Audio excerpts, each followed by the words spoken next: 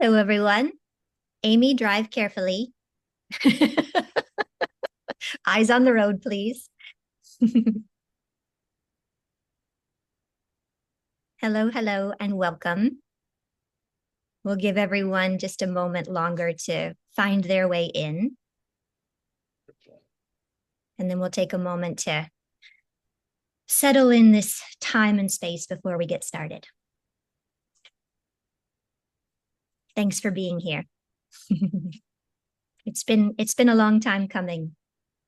I'm happy to share this with you. All righty. Before I go about spotlighting the two of us, we'll just be together in community. Take a moment to just look at everybody's faces, notice who's here. Most of you are at least a little bit familiar with everyone else. Hi, Emma.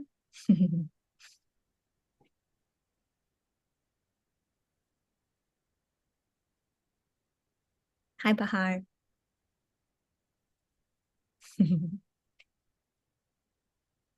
Okay, so just 3 minutes or so. You know what a challenge that is for me, but we're going to try to stick to 3 minutes to ground and center, and then we'll move into the conversation. So find a seat.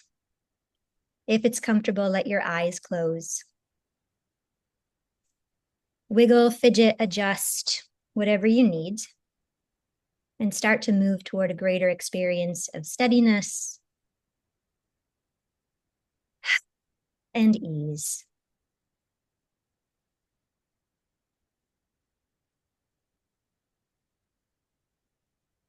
Drop awareness into the space of the belly. Notice if you're holding any unnecessary tension, and resolve to let that go.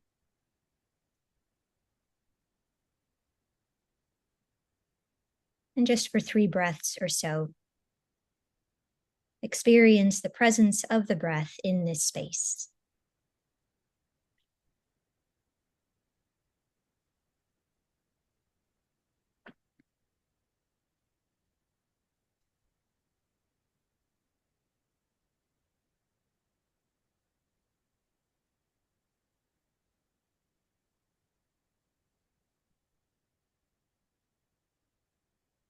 And shift awareness to the nostrils. A few breaths present to breath in this space.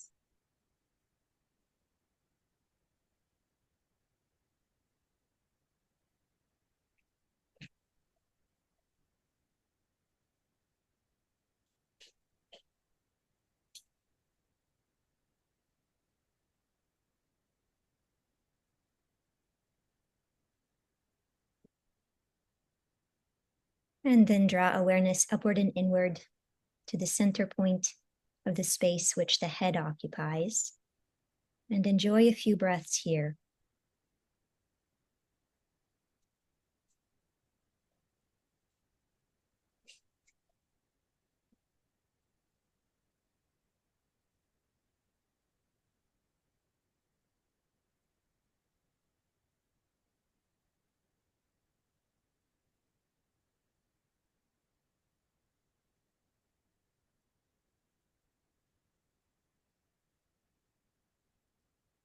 And before we come back out into this time and space, take a moment to consider why you're here.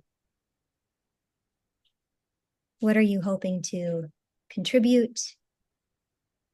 And what are you hoping to receive?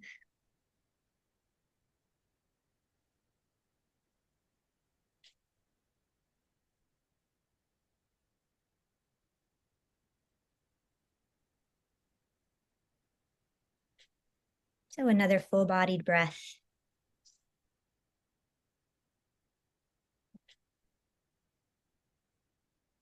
Maybe rub the palms together for a moment. Place the hands over the eyes. And then as it feels right to you, just come back out to the outside world.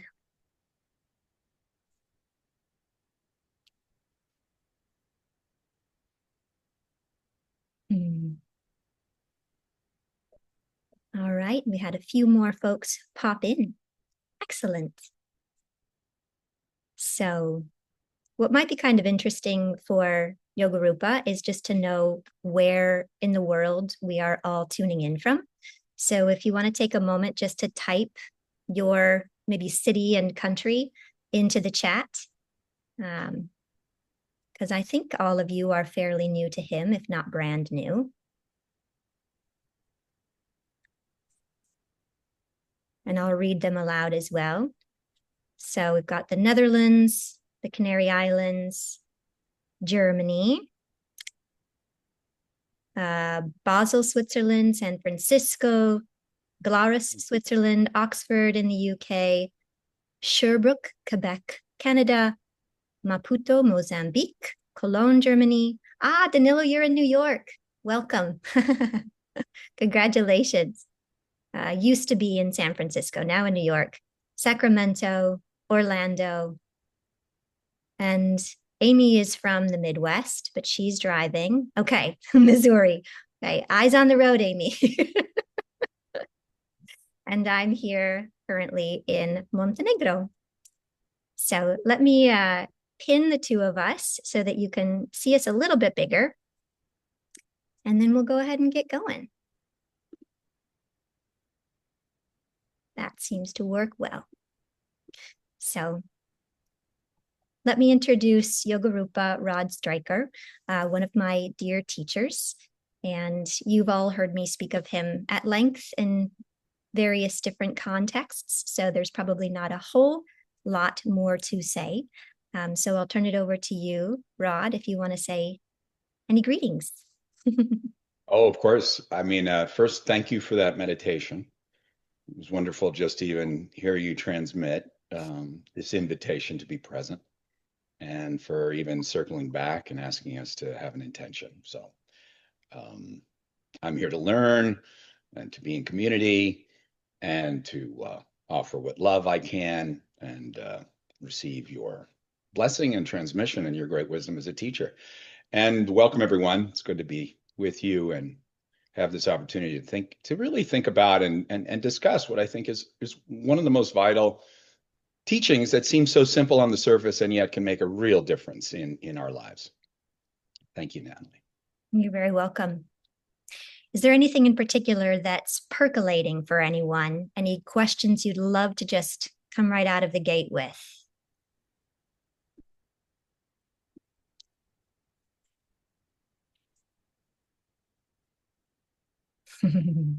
No pressure. I know about 15 of you right now are participating in We Rise Purified Power. And so you're engaging with these contemplations quite a lot at the moment. If we want to, we could always circle back to the first pairing of those contaminants. Ah, Claire, good. Save me from myself, Claire. This is a question just so that you get a question asked. There we go.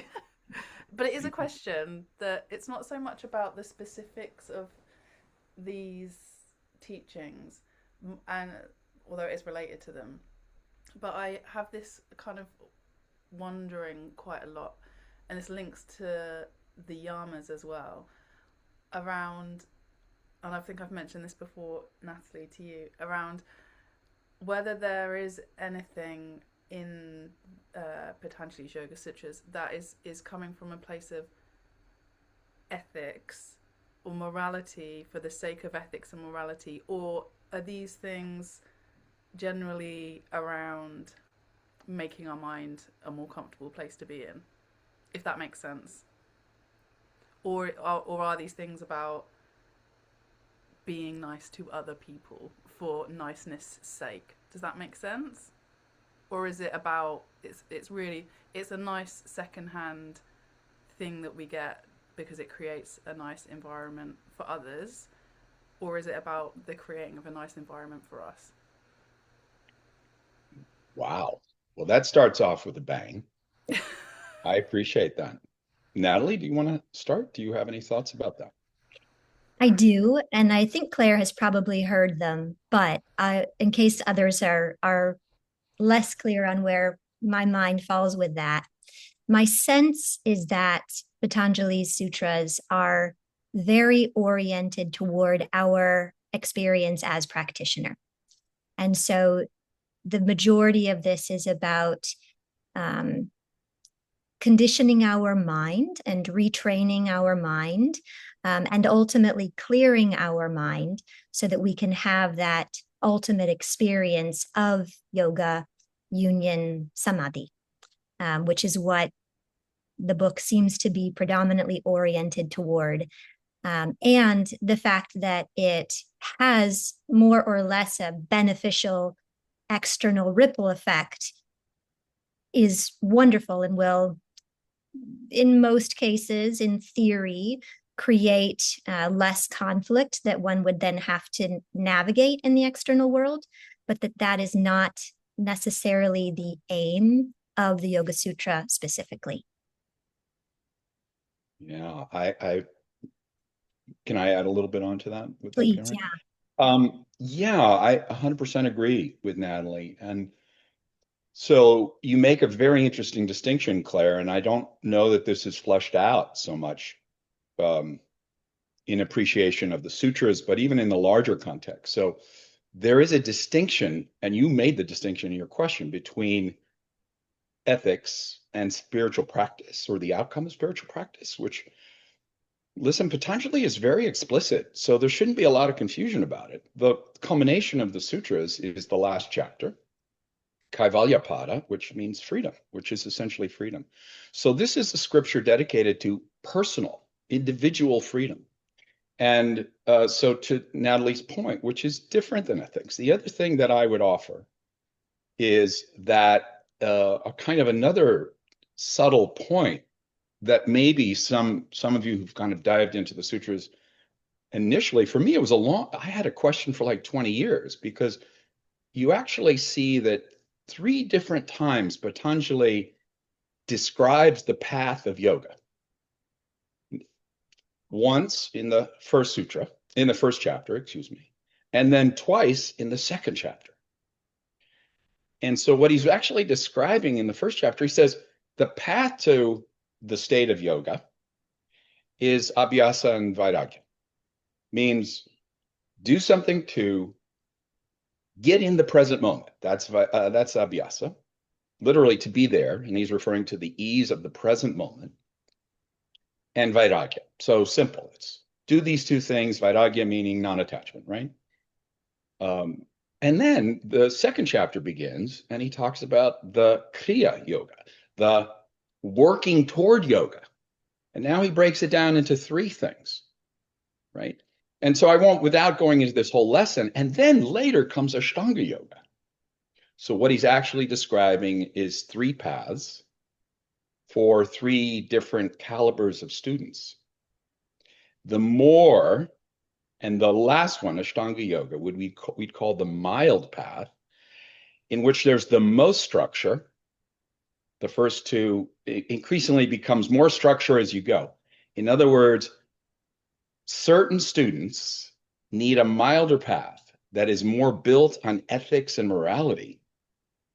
Less other types of students will need less structure, but the outcome is the same that we're looking for. And it's addressing 3, if you will, 3 distinct journeys to freedom. And so agreed with Natalie 100%. This is a path of freedom, not ethics for the sake of a moral code that we can all agree on is better for society. So yes and yes and yes. Yeah. Thank you. That's really helpful to hear you guys talk through that. Yeah. Thank you. Thank you. Good. Thank you for the question. Getting very stormy over here, so I'm going to pop my noise cancellation headphones in so I can hear everyone. Can you all still hear me? Yes. Excellent. Okay. Any other questions coming up? Bahar, I saw your hand at one point. Would you like to ask a question? You know how I love to just call on you. That was actually not intentional. I think I just moved and then, sorry. That's okay. That's okay.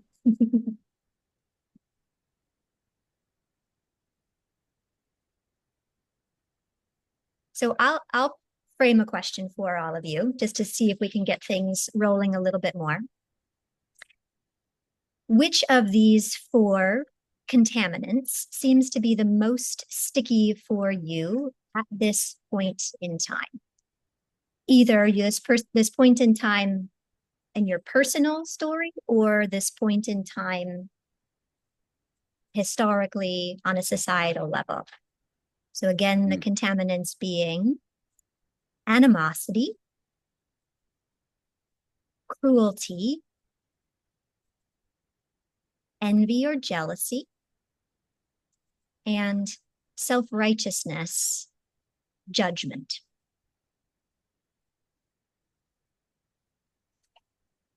Judgment for you, Pamela? Are you willing to say more? Pretend it's just me. Well, I find, you know me, I find all of them. I have struggled with all of them. I feel strong. I feel them strong in me. But judgment in our global, with all the global things we hear and coming to us, I find this is very difficult to not judge. Mm-hmm. I'm finding myself all day, every day, not all day, but every day, judging someone or some groups or people, situations. Yeah. Anyone else want to add to that? You're not the only one, Pamela. Emma says, judgment and self-righteousness seem very similar to me. Yeah. Emma, are you in a position to say more? Yeah, like, and it's something I've been dealing with I feel like as I practice more, I almost get more judgmental and self-righteous. Um, Maybe less animosity, but I'm kind of like, well, this path works. Why isn't everyone doing it? Or, you know what I mean? And so I'm curious if you can, like, what exactly is the difference between judgment and self-righteousness? I feel like I can see like self-judgment more clearly as something separate, but like judgment of others feels very similar to self-righteousness to me. And yeah, like I don't know, is maybe it's just a natural part of the path to kind of watch yourself kind of feel that self-righteousness and then work through it. I don't know. I'm curious what you guys think. Emma, can I just follow that up? Emma, can I follow that up with you? I'm just curious because you said something I think really intriguing, and I may actually be a really powerful point to unpack, which is you said, I think I heard you say, the more I practice, the more self-righteous I feel. And I wonder if you could speak into that just a little bit, because I think it's a really powerful statement and that worthy of kind of unpacking.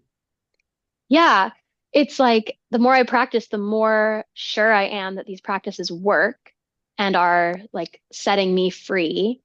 And there is definitely a degree of like in just my day-to-day human life, that freedom that I feel separates me from the people around me, from some of the people around me. Because I also have obviously community that's walking a similar path.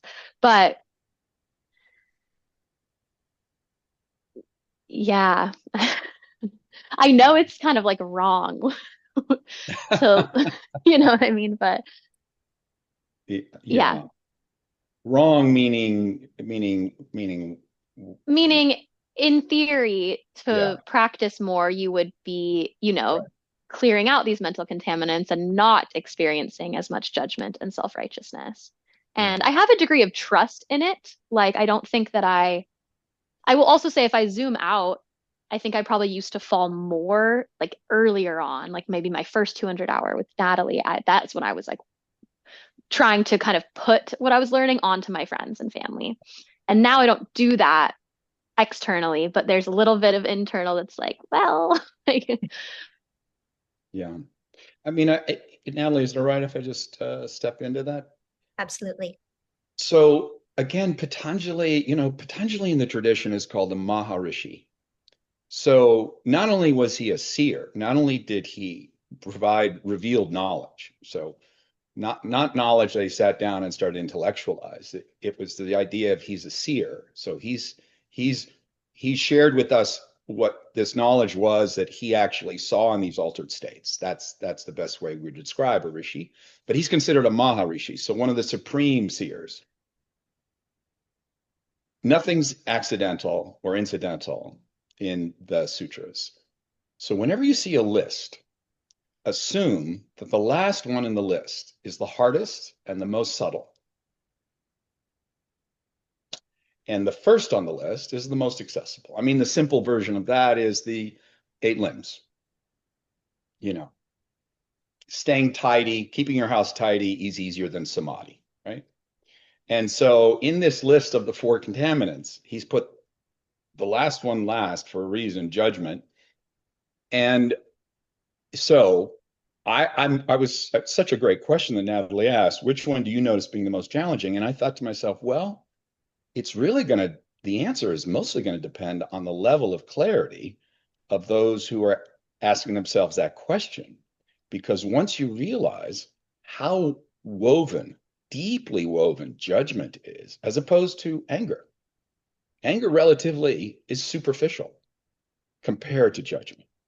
And one of the reasons it is, and for me over the last few years, I've really dove into neuroscience. I pivoted a little bit away, or just where I've expanded my studies is in the brain, and trying to understand these correlations that now science has provided us to either corroborate or add nuance to what these ancient traditions saw. Now we see neural imaging, which begins to help explain a lot of stuff. And the way I see it is, what we understand is that the cause or the source of judgment is the desire for self-righteousness. But most importantly, what you said, Emma, is it's actually also was in your response to me. You said, oh, but I have my people. And that is actually part of the actual catalyst for judgment, meaning that as I get clearer, I become more clear in a way about those who are not of my equal or part of the way I perceive the universe. On the other hand, I do have my people who see the universe the way I do. And if you go into the basic nature of the limbic system, what we find out is the most basic thing is to want to belong. And we don't need to belong to everybody. The human nervous system is capable of about 8 to 12 deeply close people, and then maybe 100 to 125 less close. Anything beyond that actually is a strain on our nervous system, it turns out. So, and the reason I'm saying that is part of the desire to belong and part of that righteousness that starts to arise, both in spiritual practice and inherently without spiritual practice, is the cementing or concretizing who we belong to, who's our tribe, and who's not our tribe. And this goes so deep, so underneath the surface, that I would say that in the deeper analysis, when we really get clear about it, judgment is the deep one. Judgment is the one that drives us at the most basic level. And then these other ones, envy arises, and the withholding of compassion arises, and anger arises. But the core of it is really almost like our limbic system wants us to step into it, needs us to step into judgment and self-righteousness so that we can define, the brain can literally define, who am I safe with? Who am I unsafe with? Biologically, that makes all the sense in the world. But to the point that Natalie and I spoke into first, which is it's inconsistent with freedom. If the outcome is freedom, all of this biological, a lot of the biological imperative has to be observed and witnessed and said, thank you. We say, thank you very much for helping me keep me alive, but you ultimately shouldn't be in charge of ensuring that I have freedom. So Yes, as we do practices, we find our tribe, then we find even more, it can make it even more. And the last thing I'll just add real quickly, because Natalie asked me some questions I assume we're going to maybe get to before we're done. And I just want to offer, one of the things I learned early on was the gunas. I think we all know the gunas, which, right, these three qualities. One is darkness and inertia, that's tamas, and the other is rajas, that's activity, movement. It's what moves us out of our stagnation. Everyone here needed a certain amount of rajas to get to this call, to feel motivated to do this call, to study, to practice these things. That's rajas. That's a positive aspect of rajas, but we know that in time, rajas actually leaves us imbalanced. The goal is ultimately sattva, which is clarity, ease, and clarity and ease, let's call it that, and light. And what I learned, though, however, is to remember that the word guna means binding. So we can actually be bound by our attachment to the light, by our attachment to this lovely sangha we have today. That the ultimate goal of the yogi or yogini is to move beyond even clarity and light and positivity. It is to actually enter into unconditional love. And unconditional love is unbounded. So I would offer that we have to be careful. As we get clearer, there are fewer people we can hang out with because most of the world's not very clear. We find our clarity partners, and then ultimately that has to dissolve in acceptance of all. Rejecting not even the people, rejecting even those who we don't agree with, and entering into love and compassion. So it's helpful maybe to think in those veins. So it is a danger that as we do more practice, we can become more righteous if we're not careful. Yeah, I can absolutely identify with that as well. And it shows up in such subtle and insidious ways. And it feels so good sometimes to put yourself up just a little bit more by looking down at someone else. I mean, how many of us also have said, I just want to be surrounded with like-minded people? Yeah, that's tribalism. Let me be with people who think like I think and view and experience the world like I do. And there is a degree of safety in that, so it makes sense that we would seek that out. But there's also potentially a degree of stagnation. Leah, I see you. Thank you, Emma.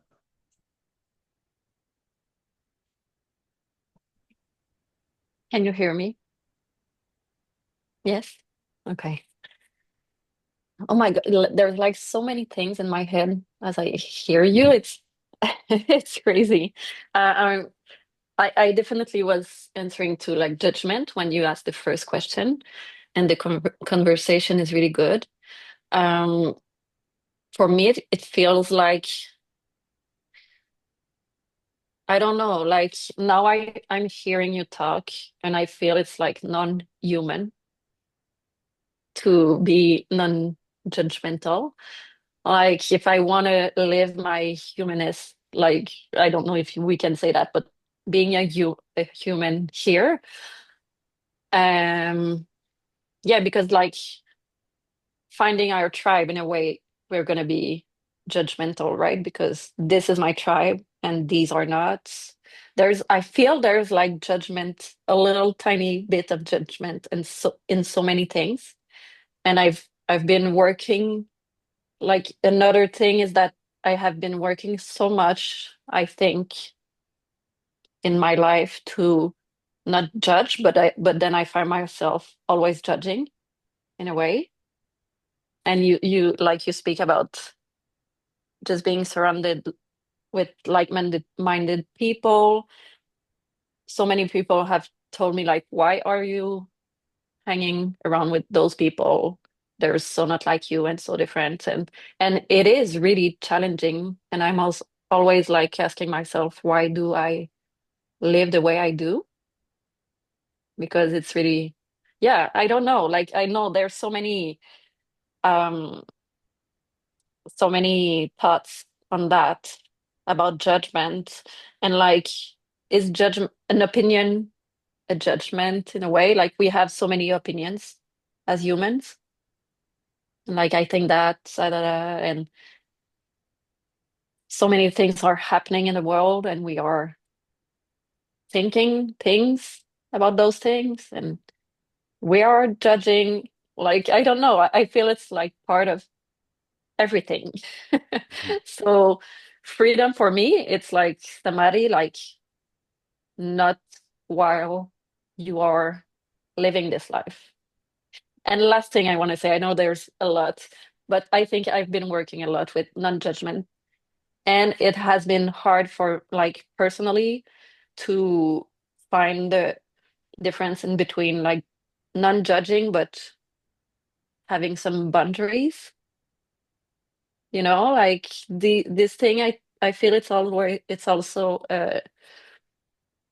hard to find because yeah, boundaries in a way it's like no, this kind of people or this person, I'm judging everything that person is doing, and I can have this in my life, but like I'm judging, but then I need to judge to put a boundary. Yeah. Yeah, so there's so many things, but I'm gonna stop. If you want to say something. Go ahead, Rod, if you'd like to start. Oh, me first? Okay. If you want. I was going to give you an opportunity, and yeah, curious about. Love to hear you respond. I have a few thoughts, and it's up to you. You're in Okay. charge. Oh gosh. Great. Well, initial thoughts that come to mind are remembering the orientation of this particular set of advice in terms of how our judgment is impacting us internally. And we also want to remember that we live in a world of duality in which the mind is almost instantaneously, automatically going to be determining what's right and wrong, good, bad, desirable, undesirable, me, them, so on and so forth, without our even processing it necessarily. It's just like a knee-jerk reaction of a form of judgment that helps us to navigate the world and stay safe. It's survival. So there's that kind of a judgment that it is what it is, and we need it as long as we have our eyes open and we are in the external world. And then there's a judgment that starts to sink its roots into us on a more subtle level that we start to cling to, I think, as a part of our self-identity, identifying ourselves as separate from someone else. And we innately want to identify ourselves as better than someone else. And so this is where judgment can maybe mature into self-righteousness, where we are identifying someone or a group of someone's outside of ourselves that are bad, and that are sinners or that are wrongdoers of some sort. And then we bring in this level of condemnation. And that condemnation affects us more negatively, more potently than it does those that we are condemning. Similarly, oddly, it brings in something that I learned in my Christian upbringing, which was I was taught to hate the sin, not the sinner, which also feels somewhat relevant here of identifying like the thing that is causing harm as that which I am standing firm against, without necessarily writing off the entire human or group of human beings. And that feels a little bit like what you mentioned in terms of establishing boundaries, of knowing what it is that you stand for. And that will often lead to also identifying what you stand against without necessarily needing to stand against a human in their entirety or a group of human beings or an entire race or nation or whatever it happens to be. those are my initial thoughts. Now Mm. you can add. Well, it's beautiful, beautiful. I'm glad you spoke into it. Very practical. So I get to be a little more cosmic or something. But just to elaborate, and I think you said it very well in those distinctions. So first distinction I would make is between judgment, because in your question, you really framed it well in the sense of it's so human. I don't, and even the question of, I don't know if it's comfortable to give up this aspect of my humanity, because it is not only part of me, but I'm moving through this human experience in the world, which, as Natalie just described, is full of duality. It's full of danger and safety and positive and negative and right and wrong, presumably through our lenses, right? The right and wrong part in particular. So I like to use language as precisely as we can, because ultimately it's a lived experience and we're just trying to give words to it. But there's a difference between judgment and discernment. And Natalie, in her answer, actually began to make that distinction, what judgment carries with it. Judgment is laden with these other kind of labeling, othering, as it were. We're othering that person. And in one way or another, reaffirming in our mind what we presume to be the values they have or don't have, that then generates those actions, and et cetera, et cetera. So it's this way of parsing the other, laden with our conditions of what we find acceptable and unacceptable, positive and negative. Discernment is capable of making distinctions. The word in Sanskrit is viveka, by the way. Some of you know that word. And viveka, the first time I learned the word, my first teacher said, this is a siddhi, meaning a city like, not city like a capital of a country, but a siddhi, S-I-D-D-H-I, meaning it is a power of self-perfection. If you have discernment, it actually is critical. And so what I would offer is in the discerning mind, it's not even mind as we know it. There is, prior to us actually having a cognitive perception of something, our body has already given us a message about what it is or it isn't. Very often our intellect is lagging behind what is the immediate visceral reaction in our body. Our body has perfect discernment all the time.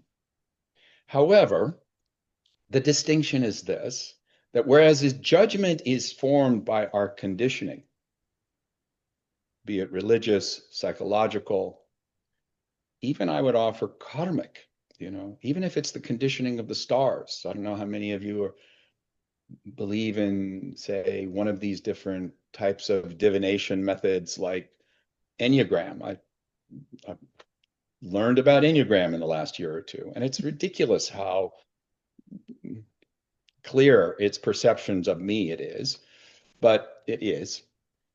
But our way of perceiving, informed by our conditioning, is judgment. Discernment is not only free from conditioning, it's inherently steeped in love. It's steeped in coherence. So what I would offer, just as a way of, I think it's an elaboration of what Natalie was saying, which is that I can actually parse. I can actually make these distinctions, but they don't have to be informed by my conditioning. My body knows. And yet my body's own innate sense of trying to integrate all of these diverse functions that are going on moment to moment to moment in all of these different tissues and cells, and 7-8 trillion cells, many of which are performing absolutely different distinctions. The force that holds all of those distinctions together never wavers. The inherent nature of coherence is always present. So what I would offer is discernment is always imbued with love. And moreover, the insight that leads to our continuing experience of freedom. It's always there. The moment that discernment becomes informed by my conditioning it starts to open the gate to judgment. And the burden that comes with that is separation from freedom and from coherence or love. And so, and lastly, I would just say that it is a great gift to understand that there will never come a point, as long as you have a human form, I believe, where there won't be a tendency to judge. So it's not about eliminating judgment. It's about learning to accept it, having discernment about your own judgment, not just discernment about others and how they're messing up, but discernment about our own judgment, and learning to have peace, learning to bring discernment to our own tendency to drift out of discernment. So assume that we're going to judge.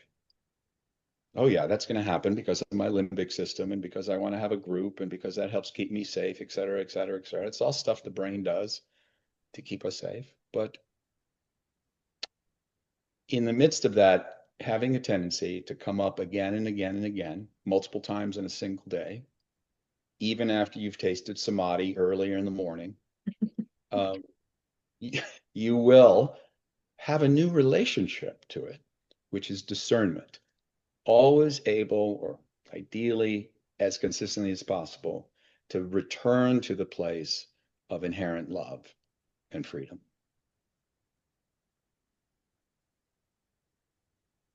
That helps me.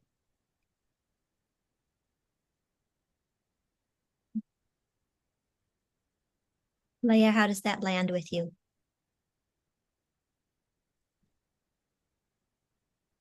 It lands. Good. Like I'm gonna let it land, but it's beautiful. Yeah, I'm gonna think about it.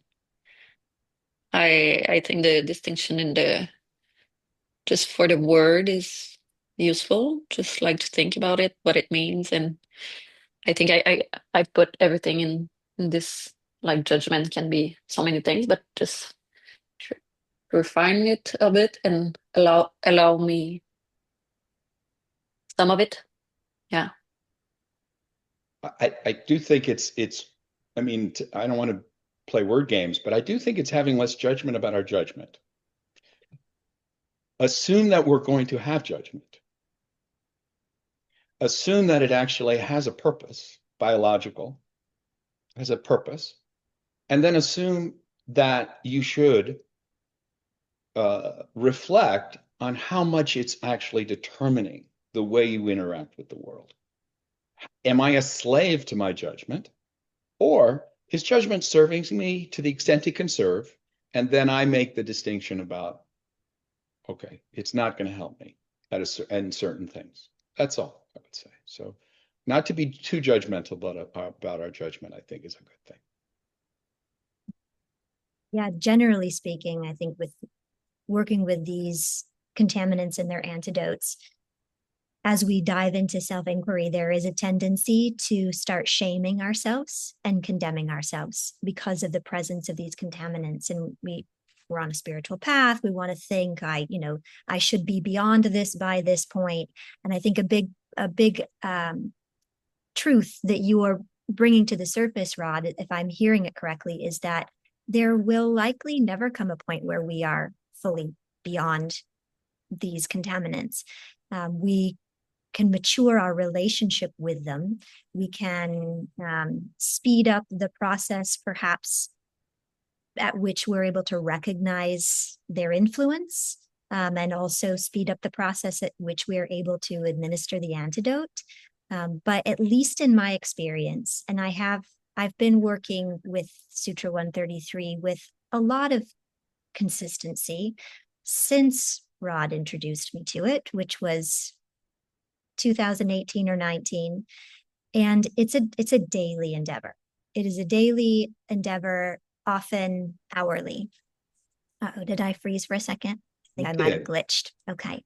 I was saying that for me, working with Sutra 133 is a daily endeavor multiple times throughout the day. And I think in large part because of what you're mentioning, Rod, that it is part of our hardwiring as human animals that are trying to survive first and foremost, and thriving really kind of comes a little further down the track. And for some people, never arrives, at least in this lifetime.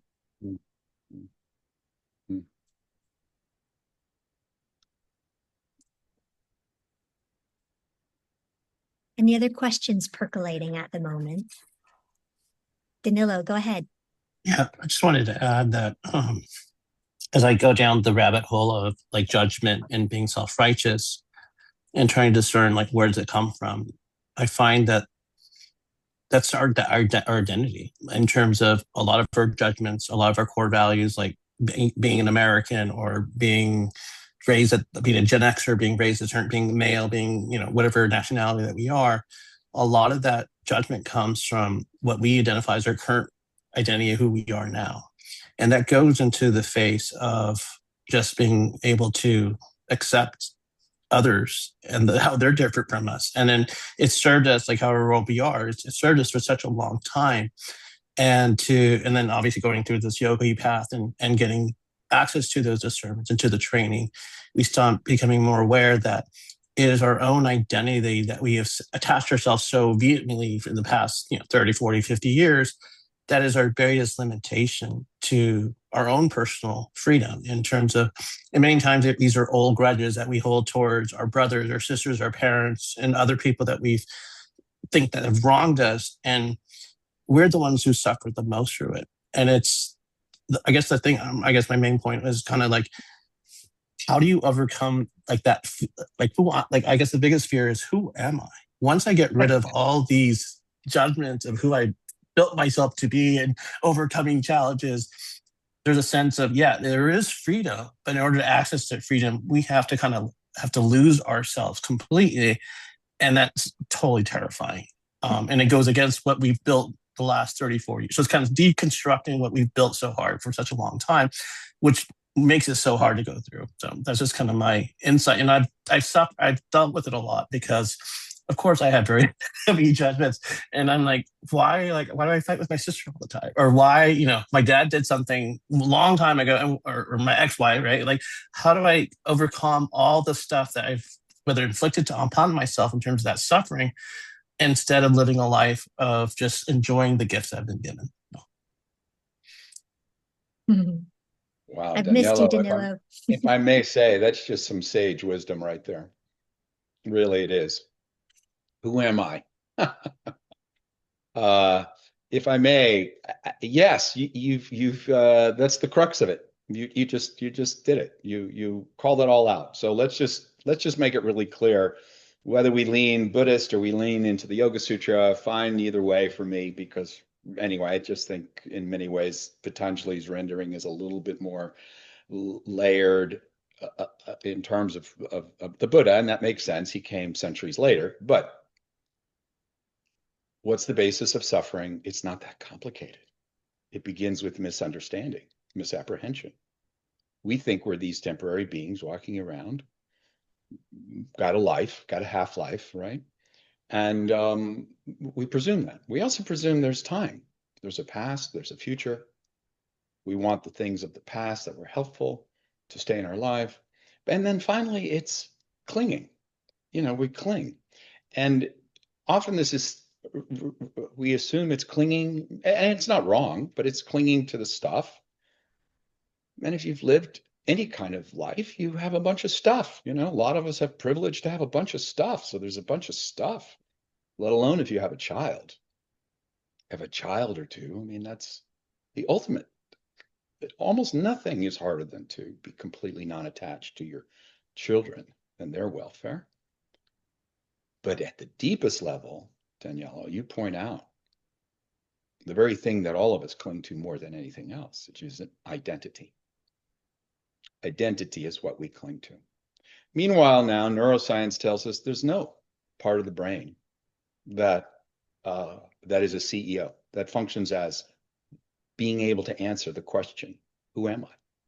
There is no thing. And Descartes had it backwards. He's the one who famously said, I think, therefore I am.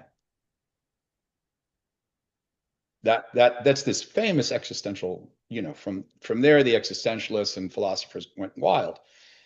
The very fact that I think proves that I exist. And the opposite is true. I exist before I think. If I didn't exist, I wouldn't think. The yogis tune to the existence idea. The philosophers tune and the intellects tune to I think idea. I just heard a very interesting semi-podcast with quite a renowned psychiatrist just a few days ago, who's one of his senior students, also a therapist, was interviewing him, and he's nearing the end of his life. And this psychiatrist, who's helped thousands of people, talked about, he mentioned in the very beginning of it, the relief of knowing that his legacy was going to continue with students like with students like the one who was interviewing him.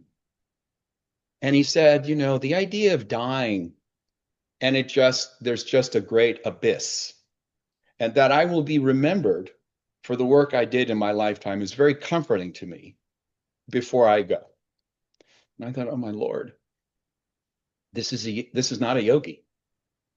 Because the yogi is actually deliberately practicing self-forgetting and realizing there is no self to preserve.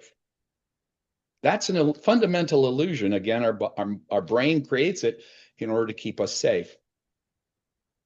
This great Upanishad that reveals that, is one of the most important documents of non-dualism in the yoga tradition, called the Shvayashvatara Upanishad. Toward the very end of it, when it identifies the highest reality, it says, only by a still mind can it be known. In other words, the answer to your question of who am I in the end, who am I after all? Why do I keep getting triggered by family? And trust me, I know all about that. Spoke to my mother yesterday and my brother. It was a twofer. A twofer in humanity. Only by a still mind can it be known. Only when the mind and the intellect is quiet can the higher reality be experienced. And at that point, there is no I to experience. So we keep searching for the I that actually does not exist. And the more we buy into the I we think we are, the more we're bound to suffering. The more actually these four veils, you call them, what do you call them, Natalie? You call them, what's your favorite term? Contaminants. Contaminants, okay. And that works really well. I wind up calling them veils a lot. But these four veils are all emanations of this identity thing that we keep clinging to. We keep holding on. Even more than all the valuable stuff is a sense of I that we hold on to. And so in a way, what these are helping us begin to do is develop the mental clarity such that we can begin to perceive that which we are, which is not a fixed thing. It's not, rod of that I've more or less think has been along with me for this ride throughout, and that's the real me. It's not even that. And you've spoken to gender, you've spoken to race, you've spoken to family members, all of those versions of I that help us get this amorphous notion of what we are all just collected impressions by the brain that then constructs something that doesn't exist. All we are then, and you said it at the very answer of your question, Daniela, it's just being present for this thing called existence. That's all it is. That's as much of an I as exists is being present.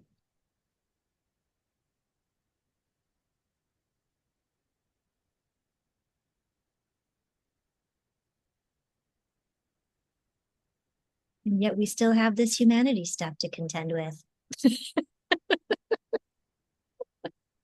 Such fun.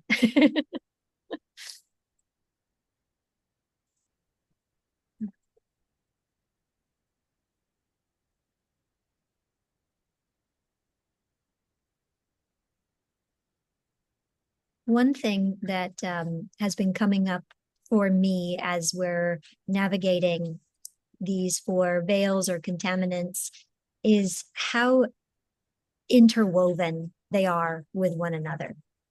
And that's something that I'd love to speak to a little bit, because I think at least with the Western mentality, we really like to have things be very clear cut. This is this, that is that. And I want to understand how to pull these threads apart as separate entities that I can then study and engage with. And my experience of these four contaminants is that they are very distinct, and yet they also influence one another and can become like a tangled web. One, like self-righteousness or judgment, can create and even justify the animosity that I'm feeling, or whatever that may be, or it may justify the withholding of compassion and the cruelty that I am then inflicting, because I see this person or this group of people as lesser than. I've been able to label them as bad or sinner, or at the very least other. Therefore, I now am justified in withholding love, withholding resources, inflicting cruelty. So one can sort of create the other, they inform one another quite a bit. And so it can get really sticky in terms of how we want to start administering antidotes and then unraveling the impact of these contaminants. Rod, I'm curious if you have any insight on that or anything else that you'd like to add. Yeah, I mean, the fact they're nuanced, I think it's an important point to make, that they're interwoven and they're layered. I think one of the challenges that sometimes people face when they start to enter into these practices is we come in, particularly if our response to someone or a condition, a circumstance, that we see one of these contaminants possibly being the trigger of. We've already recognized that. There's a tendency there's a possibility that we don't make the necessary distinctions about them. In other words, if I have anger towards someone, and now even anger is a general word, it actually becomes more specific if I ask someone to say, well, what's the felt sense of it? Where is anger in your body? What is the sensation of it? So as we start getting mindful and it starts becoming unpacked, it's very rare for anger not to actually be experienced at a deep, deep level as sadness, right? You could say in many instances, maybe not all, but in many instances, anger is nothing more than unexpressed sadness. So the point is that anger is very readily experienced. It seems to be on the surface, percolates. We've kind of, I think today, even acknowledged that there's plenty of things to be angry about. Anger is never too far away, presumably. But really, as you're saying, the cause of it may be judgment. So it's really important that in selecting, in turning to doing this work, that we find the right contaminant for the right person at the right time. In other words, it's not all interchangeable. I may actually be feeling deeply angered, but so much the cause of it is judgment that I may or may not be able to work on anger and feel an organic resolve toward anger toward that person, because it's so steeped in the judgment piece. I find that, and for example, also envy is another tricky one. It's not envy as in the way many of us interpret it. It's not just a universal blanketed envy. It's about someone else's spiritual accomplishment. It's very specific. So I would just offer that if you feel challenged in the natural resolution, in the resolution that invariably does come out of working with these contemplations. If that is really deeply challenging, it could be one we haven't yet developed the skill. Sorry about the signals there. We haven't yet developed the muscle to be strong enough to work on that particular one. One of the things I share quickly, and I'd be surprised, Natalie, if you haven't shared this at some point. When we're working on anger, don't work on necessarily, because let's say that's the first. Don't work on the person whom you actually have so much, fiery passion about. Don't work on that one first. Develop the muscle where you begin to experience that amazing lift of the burden of anger and that pivot toward friendliness. Wow, that's rad. But to get from anger to friendliness, I have to have some skill at that. Less skill, if I haven't developed the skill yet, if they're not it's not a 10 on the anger scale. I have a better chance of entering into the healing of it if it's only a 2 or 3 at the earlier stages of the practice. And I would offer that for all of them.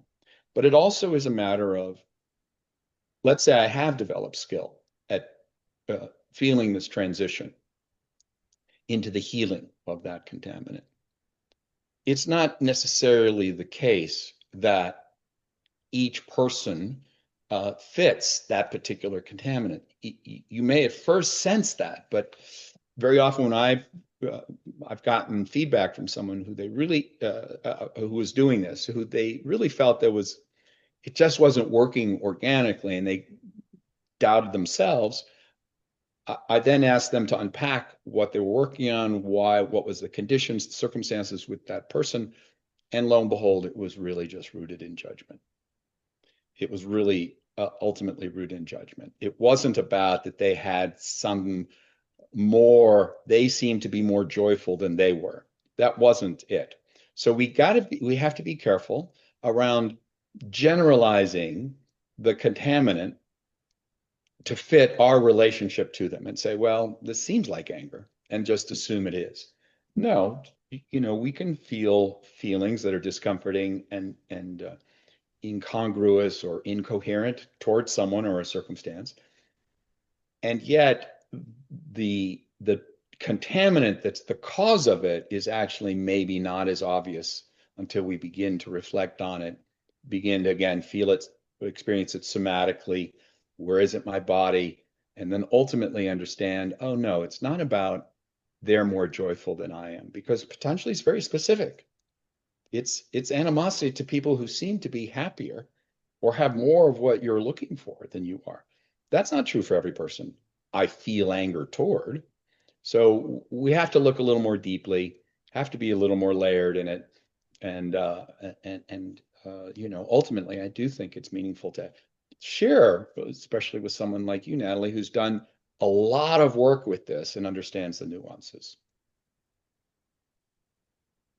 Thank you. Anyone have any follow-up thoughts or questions on that?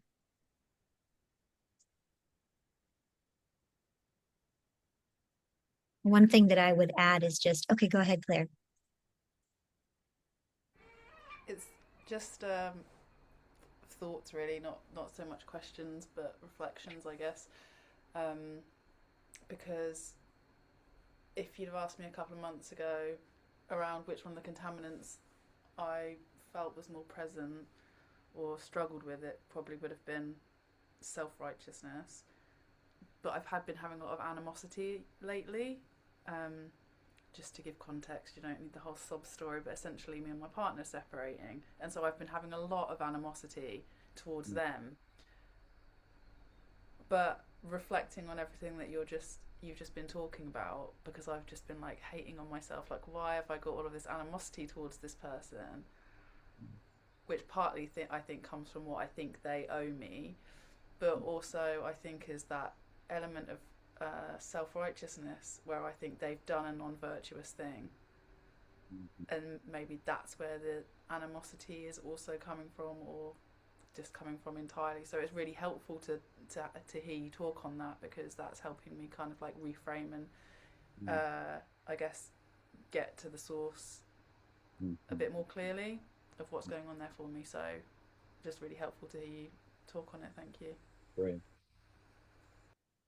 Good. Great. Thanks, Claire. Yeah, the only other thing I was going to add is to be gracious with yourselves as you're navigating this, because these are really, we're often dealing with very big, powerful emotional experiences connected with these contaminants, and big, powerful emotions confuse the mind.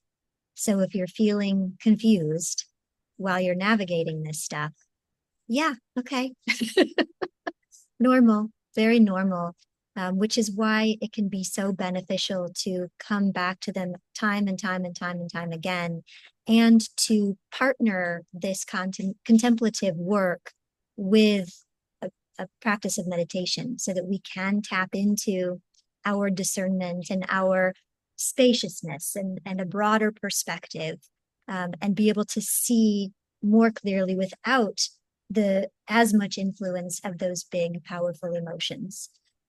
But sometimes we just turn our attention ever so slightly in the direction of one of these sources of animosity or jealousy or judgment, and the mind is on fire. So patience, grace, take your time with it.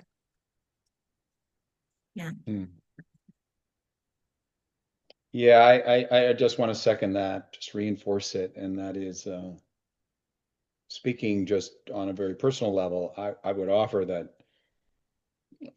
maybe one male, two pitta type. But I really thought that there was that meditation alone could take care of all of these things, and that I've had the great fortune of being very disciplined in my life, and never really struggled with should I meditate, should I not meditate. I mean, the very, very, very beginning there was a little bit of struggle, but soon I got the messaging, and I did it enough times, and after about 3 to 6 months, I stopped resisting meditation and just have done it every day, basically, for 40 plus years. The point being that I really assumed that getting to samadhi was all you needed to do, that there was an endpoint. And, my experiences in meditation were a lot of this stuff went away when I was in meditation, but it didn't. It invariably returned not long after I came out of meditation. And so I understood about exercises of compassion and things like that. But still, I just continued to assume these things would just go away if I was one-pointed enough, and got my mind still. As I began to enter into this space in my life where more mindfulness kind of came in, and by mindfulness, I just mean open field awareness in meditation, and then inviting the Sanskrit word that might be most appropriate is bhutas, means ghosts. It's one of the meanings of it, but it actually means the past too. The idea of inviting the past into that space of meditation. But what I really ultimately found as the healing was becoming human with my own humanity. What I said earlier, be less judgment about my judgment. Be less, almost less less of my inner conflict. Be more willing to recognize that I am being pulled in two directions. There's the direction of the world, which I need to find a tribe. I need to feel safe. I need to make decisions. Where do I stand on different issues and raise kids? That's already, again, a whole thing of you got to make decisions. It's relative. Some decisions better than other decisions, etc. But then I also have this foot in this, what I would call the enduring continuum of love and wisdom. And that is the nature of the absolute coherence, that we have a unified field of which we may not perceive, but we are part of. It's part of us. And so what I ultimately would offer, again, just a different way of saying what Natalie is offering, and that is that I begin these exercises, these contemplations with the contaminants, with a deep humanity, with a deep love and softness, around, oh, of course I feel these things. Of course I get sad. Of course I get angry. Of course I feel triggered. Of course I feel judgmental. Of course I feel heartache. Of course I do. In the very thing that any of us would give to a dear friend or to a child, we wouldn't push it away. We'd actually, the idea, we begin to parent ourselves in the most loving and kind way.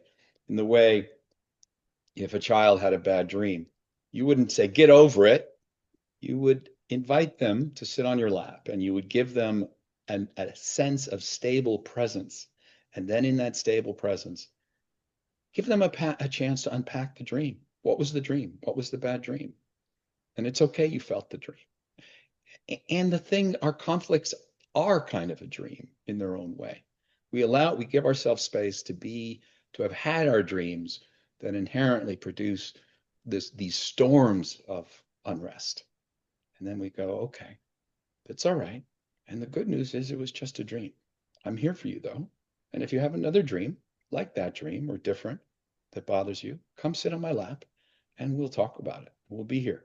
So I offer that the working with these contaminants requires a deep level of self-compassion, the very thing that number 2 is asking us to and exercise. But I feel like all of them require that level of self-acceptance so that it's not punitive. We don't judge the fact that we have emotions, that we feel these things, that we experience these things. For me, that was perhaps the most profound healing of my lifetime, really, within these spiritual practice as a whole, even outside of this exercise. But I think employing it when you do these practices will really make all the difference. I second that. Mm-hmm. For me, the experience of tapping into compassion without any judgment whatsoever, compassion without the need for justification, but just pure compassion, and the refusal to continue to withhold that from myself was absolutely life-changing. Everything else becomes manageable if I'm committed to loving myself no matter what.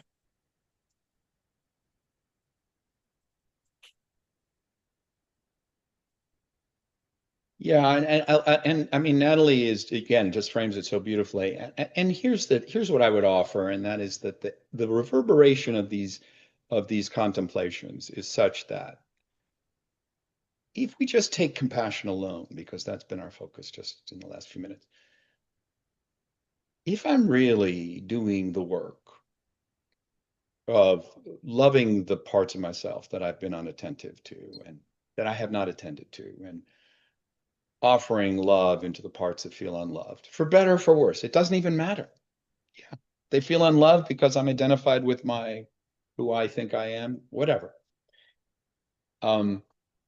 But what starts to happen, which I found so intriguing in the beginning, this was like an eye-opener, was I realized that what was happening over the few months that I was doing, just within the context of a few months, if every day you sit down and you have this exercise and you actually rise into some experience of self-care, self-love, self-compassion, not only does it heal you and change your relationship.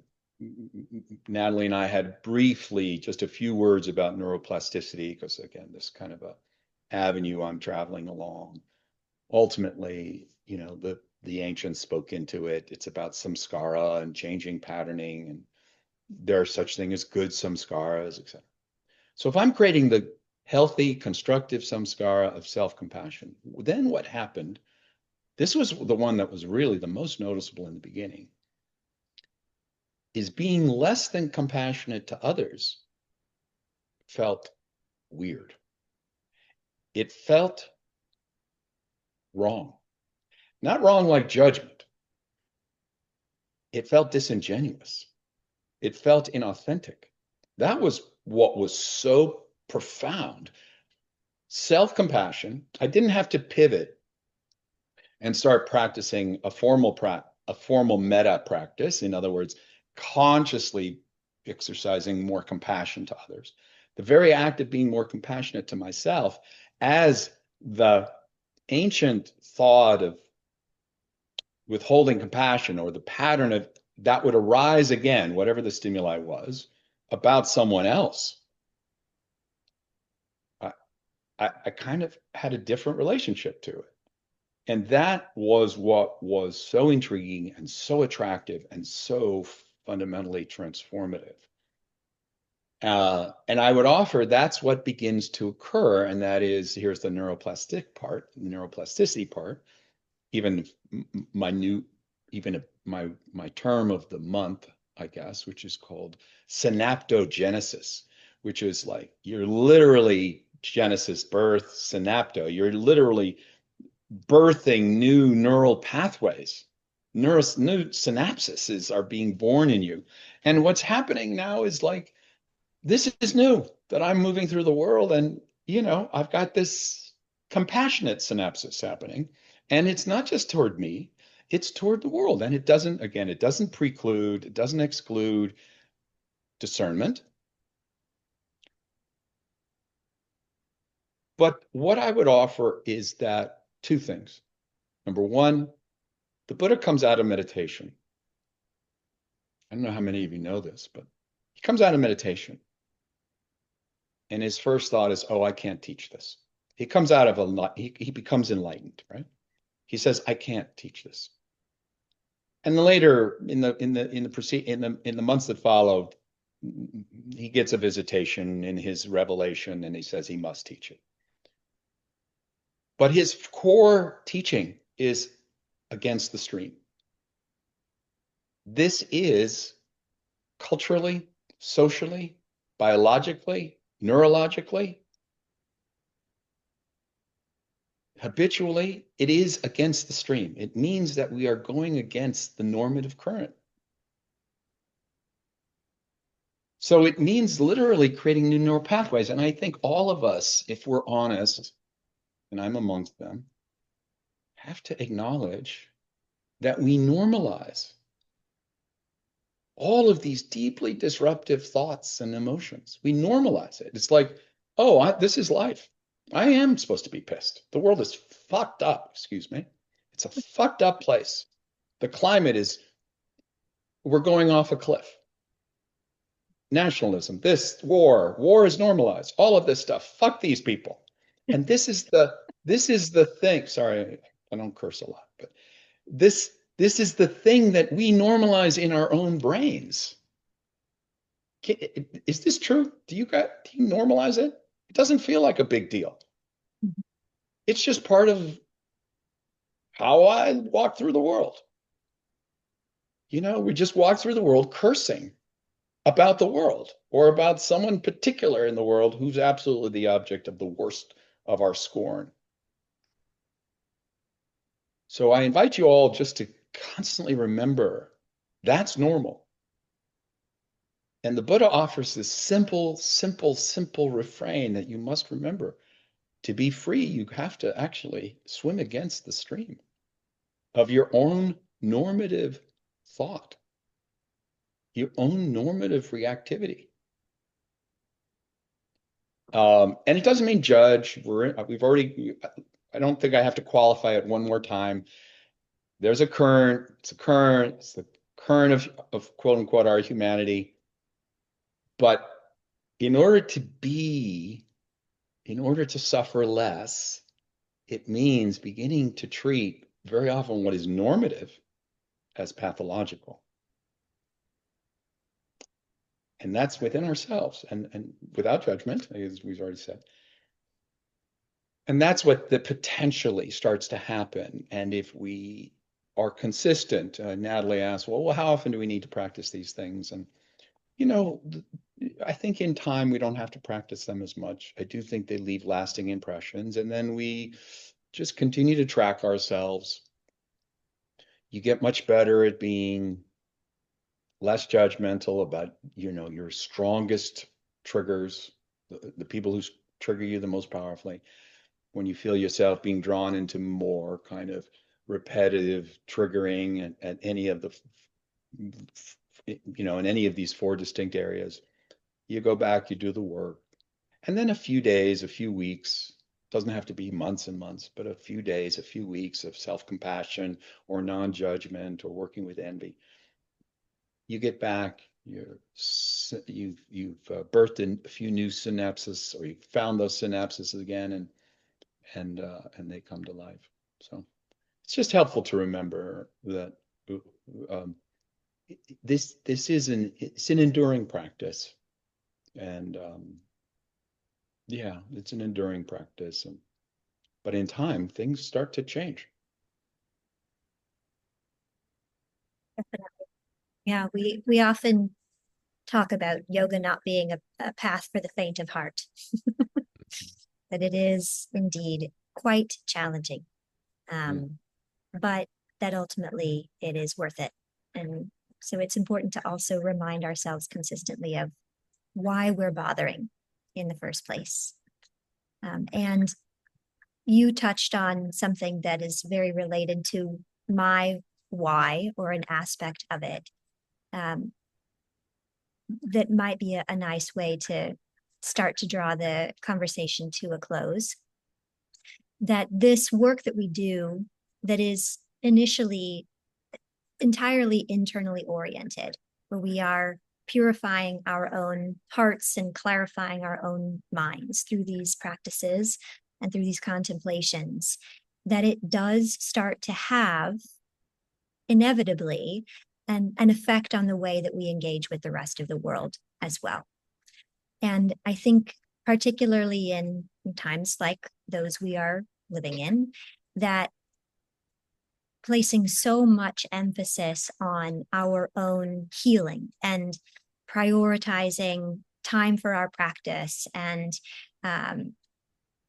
carving out opportunities for our joy and play and love and laughter can feel selfish when it feels like the world is on fire. And so I just want to remind all of us, myself included, that one of the greatest acts of service that we can do for the world is to purify our own hearts and clarify our own minds, and really learn how to be unconditionally compassionate with ourselves, because that does help us to develop this superpower of holding that compassion for whomever we encounter. Yeah. So taking care of yourself is a way of taking care of the rest of the world as well.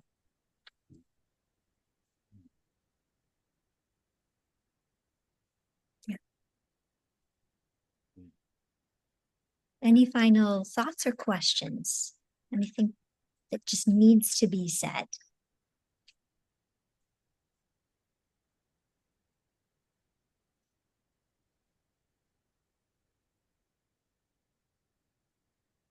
I mean, I don't know if there are any other questions. I just, since I wasn't there when you introduced these ideas and this portion of the Yoga Sutra to your students, Natalie, I would just want to remind everyone that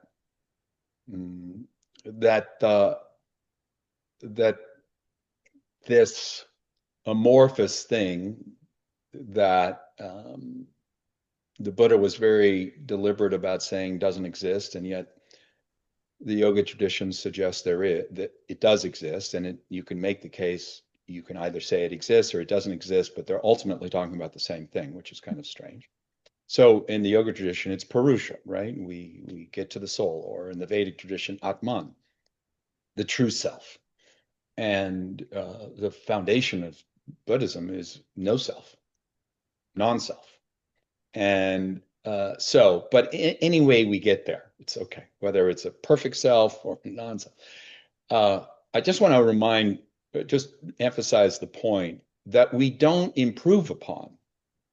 We're not illuminating, we're not working on the higher self or the non-self, the self-essence or whatever. the Svarupa. That's not the game. The game is that we're improving upon the mind that is we will use to perceive the self, capital S, or non-self, whatever, that infinite part of being, that inherent nature, Satchitananda, if you will, or however we want to describe it. We're not touching that. That is already complete. What this work is purifying the mind that in order to observe that thing in its complete effulgence, in its full luminosity. It's no longer quite the fad it was 15 years ago or so, but it was all about opening the heart in the yoga world, opening the heart, opening the heart, opening the heart. And then it was justification, rationale for doing really powerful back bends and handstands and opening the heart, opening the heart, opening the heart, back bend, back bend, back bend, back bend, back bend, back bend, back bend. But no one was actually working on the mind to perceive the heart. And so you could ask yourself, well, after so many openings, why are we still fully judgmental? And I'm sure Natalie brought this into that teaching, which is that the contaminants of the mind affect it so that it never really perceives that the full glory of this non-self or self or Purusha or Atman. And in my teaching about the heart, there's actually layers of the heart. But and we could, these different caverns within the caverns, like the Russian doll kind of phenomenon. But to be clear, they're not demarked. There's no demarcation in the heart. They're just speaking to increasing layers of clarity in the mind. So if I'm not getting to the core of the core of the core, but by the way, if I just get to the most outer, the biggest, fattest doll, and before I get to the smaller, smaller, and smaller, and smaller doll that is my self-essence, it's not like I'm taking little key. I'm not changing the heart. I'm actually evolving the quality of my perception, that I become more and more clear. And let's say the smallest doll, it's already there. It's just my mind can't perceive it. And so that's what the glory of 133 is all about, preparing the mind for that journey to the heart. And and it's a treasure beyond all others. It's a treasure this world can't give us. So, welcome to the journey. Yeah.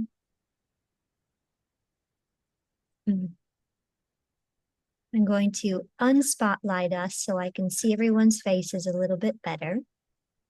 If I can manage such a thing. I think so. There we go.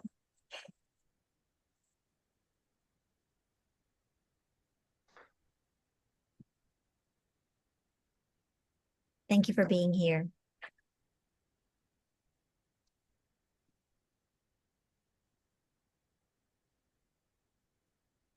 Your presence is very much appreciated now, as always. Let's keep taking care of ourselves, keep taking care of each other.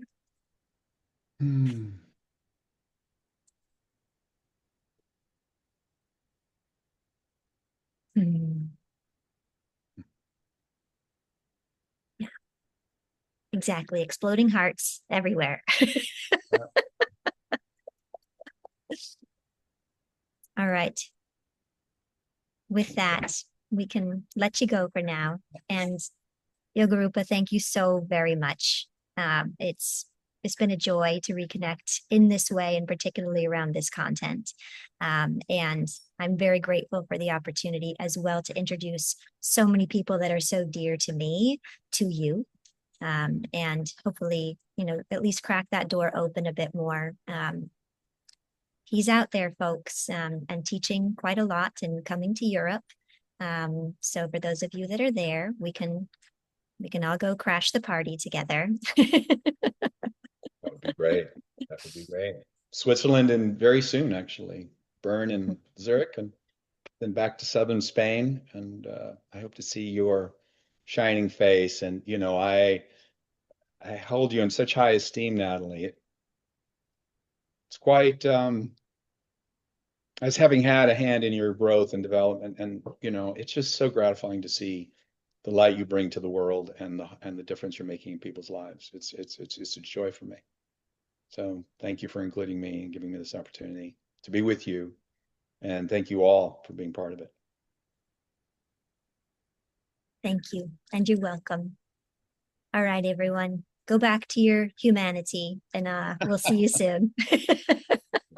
Thank you again. Adios. You're welcome. Ciao, ciao.